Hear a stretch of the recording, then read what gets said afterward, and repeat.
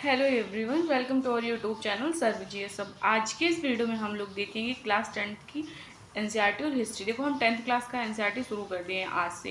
ये हमारा हिस्ट्री है और हम 2 दिन बाद पॉलिटिकल साइंस और ज्योग्राफी भी कंप्लीट कर लेंगे, तो 10th का शुरू कर देंगे। तो इस चैप्टर का नाम है यूरोप में राष्ट्रवाद। इससे जितने वाले बनने वाले क्वेश्चन है वो, और जितने प्रीवियस ईयर में आए हैं वो हम देखेंगे। पूरे 50 MCQ हैं हमारे। तो आप प्लीज़ वीडियो को लाइक कर दीजिएगा और कॉमेंट भी। तो पहला हमारा जो क्वेश्चन है वो नेशन स्टेट का क्या अर्थ होता है।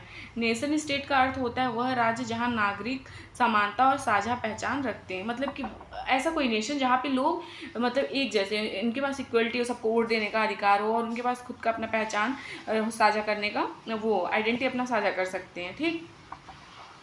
अगला है फ्रांस में क्रांति कब हुई थी। तो फ्रांस का जो क्रांति हुआ 1789 में हुई थी। लुई सोलहवा के टाइम पीरियड में हुआ था फ्रांस की क्रांति। तो इसका राइट आंसर ऑप्शन बी होगा हमारा।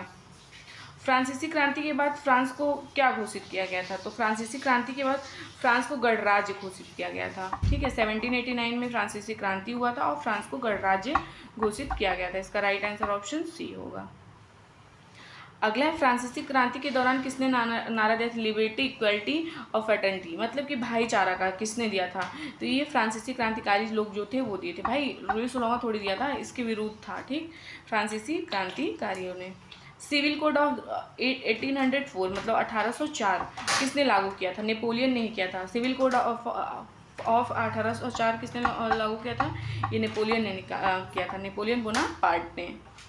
नेपोलियन द्वारा अपनाया गया सिविल कोड किस नाम से प्रसिद्ध हुआ था।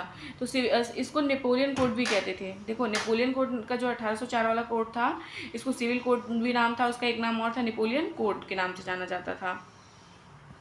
अगला है हमारा राष्ट्रवाद की भावना किससे जुड़ी हुई थी। देखो, राष्ट्रवाद की जो भावना थी ना, लोगों की साझा और पहचान और संस्कृति से जुड़ी हुई थी। तो इसका राइट आंसर हमारा ऑप्शन बी हुआ। अगला है यूरोप में राष्ट्रों का निर्माण का किस प्रक्रिया का परिणाम था। देखो, यूरोप में राष्ट्रों का निर्माण जो प्रक्रिया का परिणाम था, राष्ट्र निर्माण। वो राष्ट्र निर्माण करना चाहते थे। तो इसका राइट आंसर ऑप्शन हमारा सी है। तो राष्ट्र निर्माण के लिए इसका राइट आंसर ऑप्शन हमारा सी हो। अगला क्वेश्चन है कौन सा वर्ग राष्ट्रवाद के प्रसार में प्रमुख था। किसान, जमींदार, मध्यम वर्ग, श्रमिक। तो कौन से थे। मध्यम वर्ग। मध्यम वर्ग जो थे वही थे। तो इसका राइट आंसर ऑप्शन सी है। इटली का एकीकरण कब हुआ। मोस्ट इंपॉर्टेंट, इटली का जो एकीकरण हुआ था ना, ये हुआ था 1861 में, 1861 में हुआ था। इसका राइट आंसर ऑप्शन डी है। इटली के एकीकरण का नेतृत्व किसने किया था। Most important, गिसेप गैरीबाल्टी। गिसेप गैरीबाल्टी ने इटली के मतलब एकीकरण में नेतृत्व किया था। गिसेपे गैरीबाल्टी, गिसेप गैरीबाल्टी भी बोलते हैं। यंग इटली की संस्था की स्थापना किसने की थी। तो यंग इटली संस्था की स्थापना मेजनी ने की थी। मेजनी ने किया था। इनका नाम मेजनी, माजनी इसमें लिखा है, मेजनी। ठीक है, क्या लेना डालना है, मेजनी रख लो। अगला है हमारा जर्मनी का एकीकरण का नेतृत्व किसके टाइम पे हुआ था। बिस्मार्क, विस्मार्क के द्वारा। इसका right answer option B. Germany एकता के पीछे कौन सा राज्य था। Austria, Prussia, Bavaria, Rome. तो प्रशा जो था वो था। इसका राइट आंसर हमारा ऑप्शन बी है, प्रशा। अगला क्वेश्चन है हमारा 1848 की क्रांति किसके खिलाफ हुई थी। 1848 की हमारी जो क्रांति हुई थी ना, ये जो हुई थी, याद रखिएगा, ये राजा और सामंती प्रथा के व्यवस्था के खिलाफ हुई थी। तो इसका राइट आंसर ऑप्शन हमारा बी हुआ।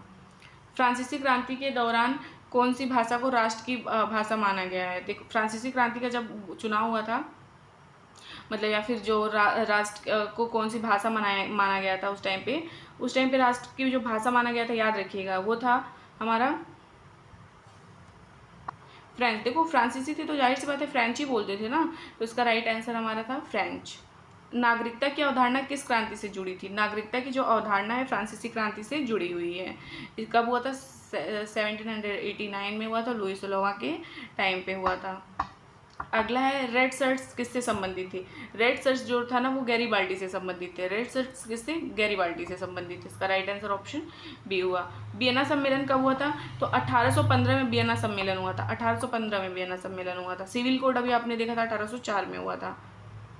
वियना सम्मेलन में किसका प्रभुत्व था। देखो, वियना सम्मेलन में जो प्रभुत्व था ना, याद रखिएगा, ये ऑस्ट्रिया का था, ऑस्ट्रिया का। अगला है वियना कांग्रेस के बाद फ्रांस में किस राजवंश को पुनः स्थापित किया गया था। तो फ्रांस में बुर्बन वंश को फिर से। ठीक। वियना कांग्रेस का अध्यक्ष कौन था।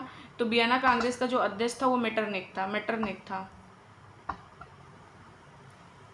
1848 में फ्रांस में किस प्रकार की सरकार की स्थापना हुई थी?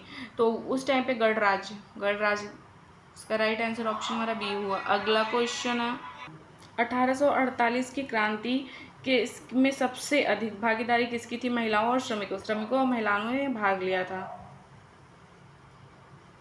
अगला है, फ्रेटर्निटी शब्द का क्या तात्पर्य है? इसका शब्द जो है ये बंधुत्व है। इसका राइट आंसर ऑप्शन हमारा सी होगा। राष्ट्रवाद की भावना को चित्रों और प्रतीकों से किसने व्यक्त किया था? कलाकार जो थे वहाँ पे उन लोगों ने किया था। इसका राइट आंसर ऑप्शन बी है।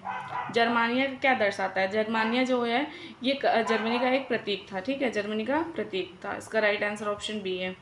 मैरियन किस देश की महिला का प्रतीक है? मतलब किस देश की महिला का प्रतीक है मैरियन? तो ये है फ्रांस। तो इसका राइट आंसर ऑप्शन सी है हमारा, फ्रांस। अगला है, बिस्मार्क ने किस नीति का पालन किया था? तो याद रखिए, बिस्मार्क ने रक्त और लोहे की नीति अपनाई थी। रक्त और लोहे की नीति कौन अपनाया था? बिस्मार्क ने। 1866 में किस देश के साथ प्रशा का युद्ध हुआ था? 1866 में जो युद्ध हुआ था प्रशा के साथ, ऑस्ट्रेलिया और प्रशा का हुआ था। इसका राइट आंसर ऑप्शन ए है। इटली का अंतिम राज्य कौन था जो 1870 में एकीकृत हुआ? तो ये अंतिम राज्य जो था वो रोम था। कौन सा राज्य जर्मनी के एकीकरण में सबसे आगे था? कौन सा ऐसा राज्य था जो सबसे आगे था? तो प्रशा जो था, प्रशा। अगला है, नेशनलिज्म की भावना का सबसे बड़ा प्रभाव किस क्षेत्र में पड़ा? तो ये सबसे ज़्यादा पड़ा तो राजनीतिक व्यवस्था में पड़ा। सब लोग नेशनलिज्म से भाई प्रभावित हुए। अगला हमारा 34 नंबर का जो क्वेश्चन है वो दिया हुआ है, प्रशा का राजा कौन था जब जर्मनी एकीकृत हुआ था? तो जब प्रशा का जो राजा था ना उस टाइम पे विलियम प्रथम था जब जर्मनी एकीकृत हुआ था। फ्रेंच कलाकार फ्रेडरिक सोरियो ने कौन सी पेंटिंग बनाई थी? मोस्ट इंपॉर्टेंट क्वेश्चन है, याद रखिएगा। ये इन्होंने बनाया था the dream of world Republic, ठीक है, the dream of world Republic. इसका राइट आंसर ऑप्शन डी हुआ हमारा। अगला है, बाल्कन क्षेत्र को क्या कहा जाता था? बाल्कन क्षेत्र को कहा जाता था यूरोप का बारूद का ढेर, ठीक है, यूरोप का बारूद का ढेर बाल्कन क्षेत्र को कहा जाता था। इसका राइट आंसर ऑप्शन सी हुआ हमारा। अगला है, बाल्कन संकट का मुख्य कारण क्या था? देखो, बाल्कन संकट का मुख्य कारण जो था राष्ट्रवाद और जातीय संघर्ष था। इसका राइट आंसर ऑप्शन सी हुआ। अगला है, बाल्कन युद्ध किसके बीच हुआ था? हमारा जो बाल्कन युद्ध था ना ये बाल्कन राज्य और ऑटोमान साम्राज्य के बीच में हुआ था। इसका राइट आंसर ऑप्शन बी हुआ। अगला क्वेश्चन है, बाल्कन क्षेत्र में कौन सा साम्राज्य शासन करता था? तो बाल्कन क्षेत्र में जो साम्राज्य शासन करता था वो ऑटोमन साम्राज्य था। अगला क्वेश्चन, यूरोप में 19वीं सदी के अंत में राष्ट्रवाद के प्रसार में किसने सबसे अधिक भूमिका निभाई थी? तो मध्यम वर्ग के लोगों ने सबसे अधिक भूमिका निभाई थी। इसका राइट आंसर ऑप्शन सी है। मेटरनिक किस देश से संबंधित था? तो मेटरनिक के बारे में सभी जानते हैं, ऑस्ट्रेलिया देश से संबंधित था, ऑस्ट्रिया से।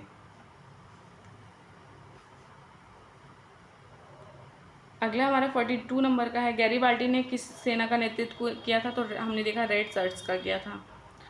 जर्मनी का एकीकरण किस वर्ष पूरा हुआ था? ऐसा कौन सा ईयर था जब जर्मनी का एकीकरण हुआ? तो 1871 में पूरा हुआ। राष्ट्रवाद की अवधारणा सबसे पहले कहाँ उत्पन्न हुई थी? तो राष्ट्रवाद की अवधारणा सबसे पहले फ्रांस में उत्पन्न हुई थी। तो इसका राइट आंसर ऑप्शन ए है। प्लेबिसाइट का क्या अर्थ होता है? प्लेबिसाइट का अर्थ होता है लोगों का मतदान द्वारा निर्णय। तो इसका राइट आंसर ऑप्शन हमारा सी हुआ। लुई फिलिप किस देश का राजा था? देखो, लुई फिलिप जो था ना वो कौन से देश का राजा था?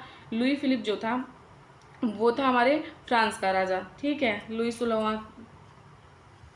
राष्ट्रवाद शब्द किस विचार से जुड़ा है? सॉरी, साम्राज्यवाद, जाति एकता, वंश परंपरा, जनसंख्या।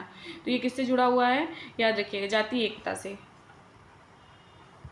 अगला क्वेश्चन, जर्मन साम्राज्य की स्थापना कहाँ की गई थी? तो जर्मन साम्राज्य की स्थापना ये की गई थी वर्साय में। तो इसका राइट आंसर ऑप्शन डी है। मेजनी की सोच कैसी थी? मेजनी की जो सोच थी उदारवादी और राष्ट्रवादी थी। यूरोप में राष्ट्रवाद का मुख्यतः किस कारण से हुआ था? तो लोगों की साझा और पहचान की क्रांति के लिए हुआ था। तो इसका राइट आंसर ऑप्शन सी है। तो प्लीज़ आप लोग वीडियो को लाइक करिएगा, चैनल को शेयर सब्सक्राइब करिएगा। अगले चैप्टर के लिए अपने दोस्तों के साथ भी शेयर कर दीजिएगा और कमेंट भी कर दीजिएगा। Thank you.